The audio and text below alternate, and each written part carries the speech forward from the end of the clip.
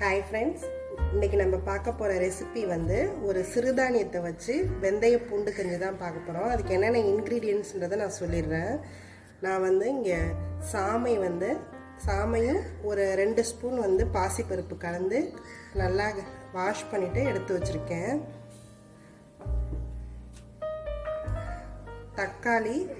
ஒரு தக்காளி வந்து இந்த மாதிரி பீசஸாக கட் பண்ணி வச்சுருக்கேன். உப்பு தேவையான அளவுக்கு எடுத்து வச்சுருக்கேன். முருங்கைக்கீரை எடுத்து வச்சுருக்கேன். இந்த மாதிரி உதுத்துட்டு வாஷ் பண்ணி எடுத்து வச்சுருக்கேன். ஒரு வெங்காயம் வந்து இந்த மாதிரி பொடி பொடியாக கட் பண்ணி வச்சுருக்கேன். ஒரு 10லேருந்து ஒரு 12 பல்லு வரைக்கும் பூண்டு வந்து இந்த மாதிரி எடுத்து வச்சுருக்கேன் உரிச்சு.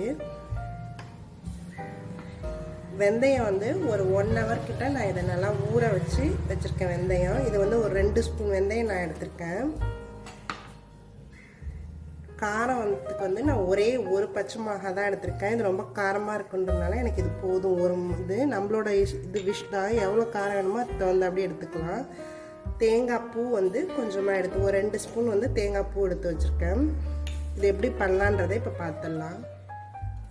இந்த வெந்தய பூண்டு கஞ்சிக்கு நான் ஃபஸ்ட்டு வந்து எல்லாத்தையும் கொஞ்சமாக லைட்டாக வந்து வதக்கி எடுத்துக்கிறேன். வதக்காமல் டேரெக்டாக போனாலும் போடலாம். வதக்கி எடுத்தால் கொஞ்சம் டேஸ்ட் நல்லா இருக்குங்கிறதுக்காக நான் வதக்கி எடுத்துக்கிறேன்.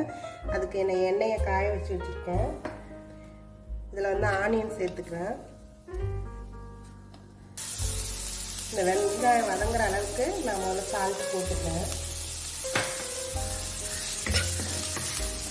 இதிலே தக்காளியும் போட்டுக்கிறேன். இந்த பச்சை மிளகா,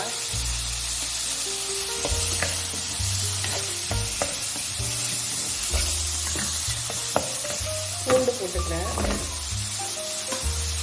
ரொம்ப வதங்கணுங்கிறதால கொஞ்சம் லைட்டாக ஸ்டார்ட் பண்ணால் போதும். இதிலே இந்த முருங்கைக்கீரையும் போட்டுக்கிறேன். இது இந்த அளவுக்கு வதங்கினா போதும். இதை நிறுத்திடலாம். நம்ம இப்போ வந்து ப்ரெஷர் குக் தான் பண்ண போகிறோம்.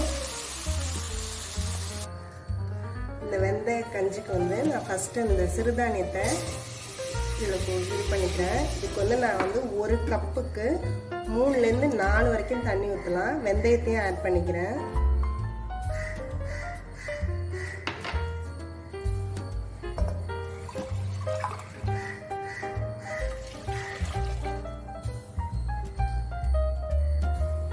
இப்போ இந்த இதில் வந்து நம்ம அந்த வதக்கி வச்ச கலவையை அதில் சேர்த்துக்கலாம். இந்த முருங்கைக்கீரை எல்லாத்தையும்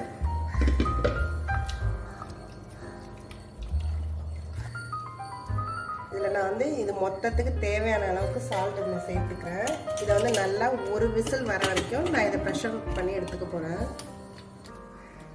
இப்போ இந்த கஞ்சி வெந்துட்டான்னு பார்த்துடலாம்.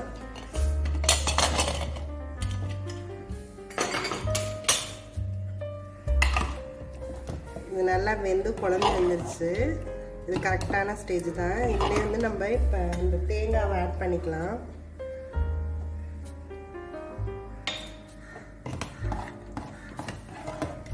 இது இப்போ ரெடி ஆயிடுச்சு.